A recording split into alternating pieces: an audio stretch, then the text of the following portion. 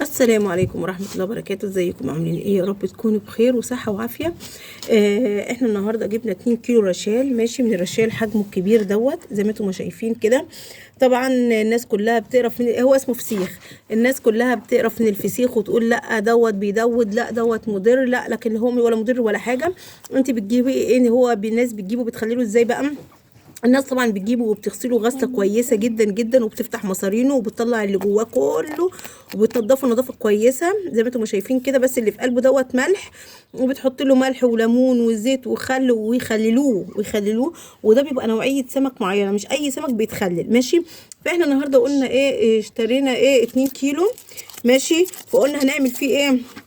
قلت طبعا ال2 كيلو مش هينفع ان انا احطهم في كيس وكده واشيلهم. قلت لا، ان انا هقشرهم واقطع راسهم وارميها واحطهم في البرطمان ده كده اشيلهم، ولما اعوز اعمل منه صح كده، واحط له طبعا من فوق حته زيت عشان ما ينشفش.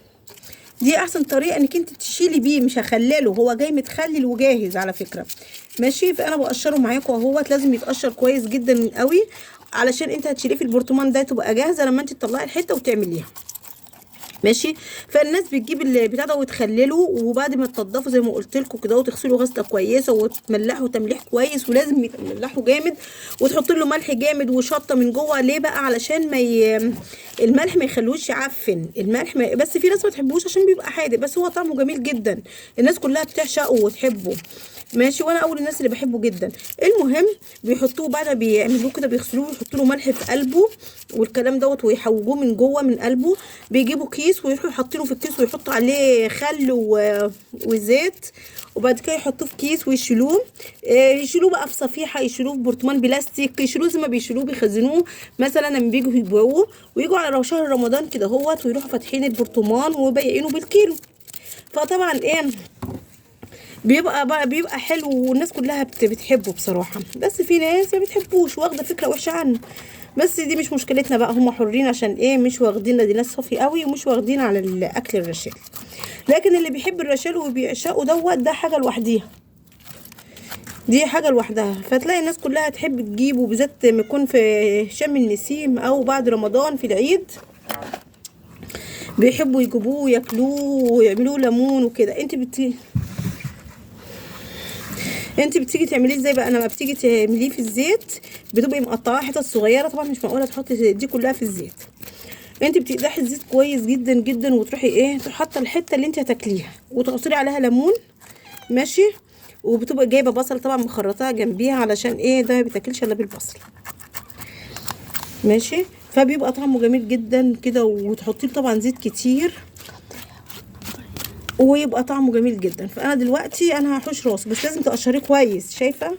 لازم اللي بتاعه ده يطلع اهو. بس انت ما تجيبيش عليه ميه دلوقتي، عشان لو جبتي عليه ميه هيبوظ. شايفه البتاع ده لازم يتغسل كويس اهو كده. بس بقى بتجيبي راسه، بسم الله ما شاء الله، الله اكبر. اهم حاجه اللي يشوف القناه بتاعتي ما ينساش اللايك والاشتراك وتفعيل الجرس عشان يوصل لكم مننا كل جديد. يا ساتر يا رب. بس بقى هتاكل ايه فيها؟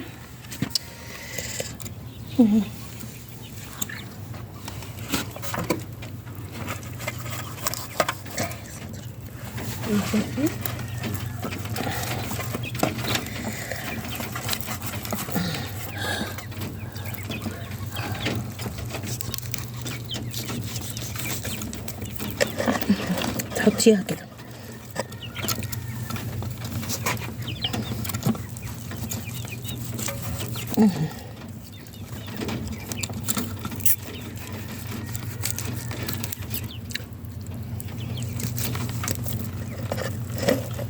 بعد ما خلصنا كمية الرشالة اهو يا جماعة. يطلع عجبكم الفيديو بتاعي، متنسوش تعملوا لايك واشتراك وتفعيل الجرس وكومنت لو استفدتوا مني كل جديد. باي.